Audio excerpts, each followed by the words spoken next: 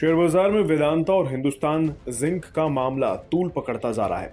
Vedanta group और उसके chairman पर भारी भरकम कर्ज है। इसी कर्ज को चुकाने के लिए अनिल अग्रवाल की कंपनी ने हिंदुस्तान जिंक लिमिटेड की एक यूनिट को बेचने का प्लान बनाया था, लेकिन इसका खूब विरोध हुआ था। लेकिन आज वेदांता ग्रुप के मुखिया ने हिंदुस्तान जिंक से बाजी जीत ली है। अब क्या है पूरी खबर, विस्तार से समझने की कोशिश करते हैं। असल में हिंदुस्तान जिंक ने अपने निवेशकों के लिए बम्पर डिविडेंड का ऐलान कर दिया है। कंपनी के बोर्ड ने 26 रुपए प्रति शेयर के डिविडेंड का ऐलान किया है।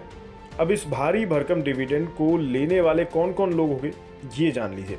हिंदुस्तान जिंक कंपनी में सबसे ज्यादा हिस्सेदारी वेदांता कंपनी की है।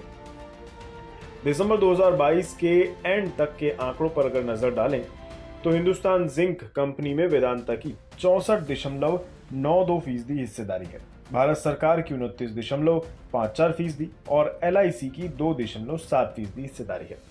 अब हिंदुस्तान जिंक ने जो 26 रुपए के डिविडेंड का ऐलान किया है, उससे इन कंपनियों को कितना फायदा पहुंचेगा, ये भी समझना जरूरी है।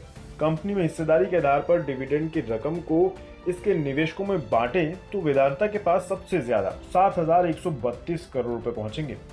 इसी तरह सरकार के पास 3,245 करोड़ रुपए आ जाएंगे।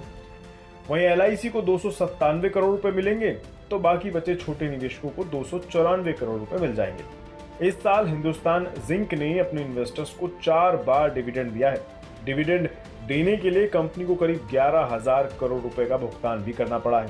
अब यहाँ ये बात जरूर समझने वाली है कि डिविडेंड के पैसों से मिली रकम का इस्तेमाल वेदांता ग्रुप अपने कर्ज को कम करने में लगा सकती है।